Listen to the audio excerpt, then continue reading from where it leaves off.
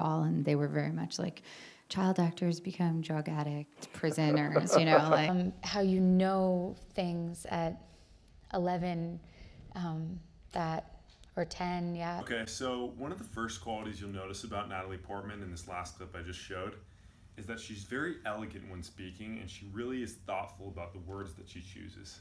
But nonetheless, she has a very strong and powerful style of speaking because it hits you, I feel like, at your emotional core. Every time I watch the clips from Leon the Professional, I'm reminded of what a sense of discovery we all had seeing you in that. Well, thank you for saying that. And I really wanted to act as a kid.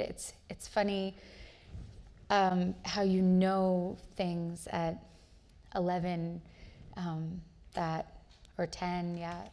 Okay, so one of the first qualities you'll notice about Natalie Portman in this last clip I just showed is that she's very elegant when speaking, and she really is thoughtful about the words that she chooses. But nonetheless, she has a very strong and powerful style of speaking because it hits you, I feel like, at your emotional core. And I'm gonna break down that a little bit in the coming clips, or I'm gonna go a little bit deeper into that. But you'll notice in the next clip that I show you, really diving a little bit more into her introspection and her ability to really be thoughtful in the way that she speaks, and it really draws the listener in. But no, because I think that's sort of how life is, that you don't, like, you might have an answer for something one day, but then the next day that answer doesn't apply anymore. Like, that's not how life is. To make a movie as a child with all of the risks that entails for child actors. And if you can kind of cast your mind back to when you and your parents were making those decisions, what kind of risks were you thinking about? my parents are not related to the film industry at all, and they were very much like child actors become drug addicts, prisoners, you know, like this is not the road we want you to take. And I really, really fought hard for it and cried and, you know, begged and pleaded. And now, sort of along the same vein, you saw in the clip when she's talking, like, being a child actor, cried and begged and pleaded. The fact that she brings that up is like that's what she did to become an actress shows you that she's the type of person who's really driven from that, like going after what her heart desires. Like What news has become, like news, everything that journalism has become about is like selling. Well, in some cases, for sure. Yeah, that it's become really important, like the price tag that you can put, like the number of clicks becomes a dollar number on a story, and so everything becomes like a commodity. Like your news story has a dollar tag on it, and so from that last clip, one of the things that you might notice is that Natalie can sort of seem to speak in like a broken way, where she pauses and says like this and like that.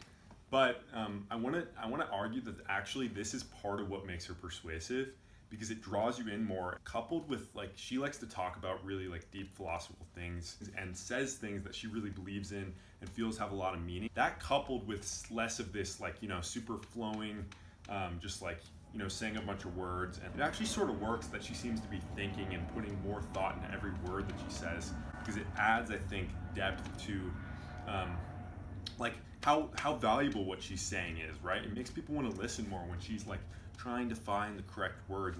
And I think also something you'll continue, like I want you to look at in the rest of the clips, is that it never seems like she's talking from a place of ego. Like it never seems like she's talking because, oh, I'm right, and like this is why I want to say that. It's like I feel like she's really talking from a genuine place, and that's also a quality that I think is different about her and her charisma. Knowing that you can do things your own way and that you don't have to follow the rules that everyone else does, that was really freeing.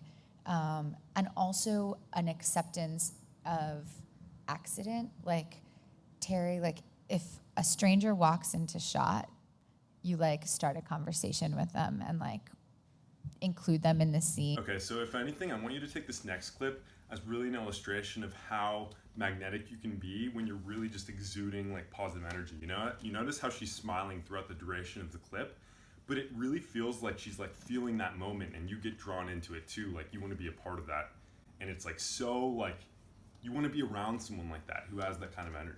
I don't think I've seen that since I was that age. Really? It's really embarrassing. You're not one of those actors that watches your past work? No? Okay, no Norma Desmond. When you do look at it now, and it is so many years ago, what do you see yourself doing on screen there? Oh my God, everything wrong. But I gotta have some like forgiveness for my 11-year-old self, I suppose. Yes.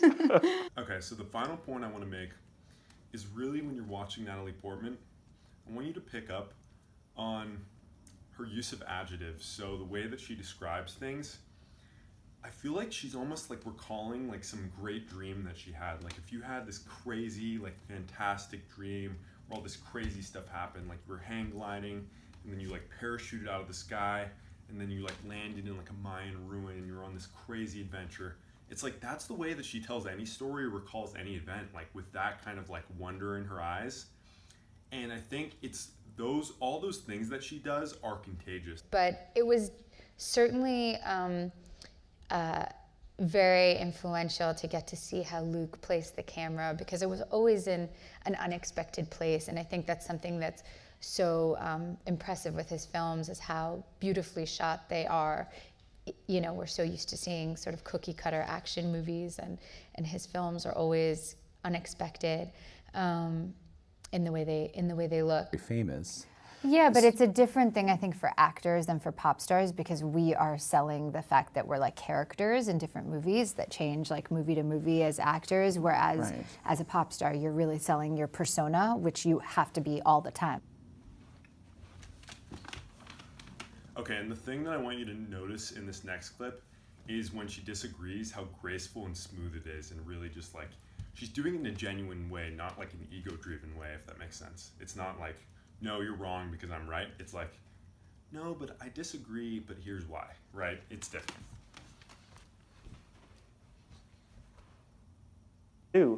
Your character has a kind of a strength and a stillness that kind of unsettles much older men.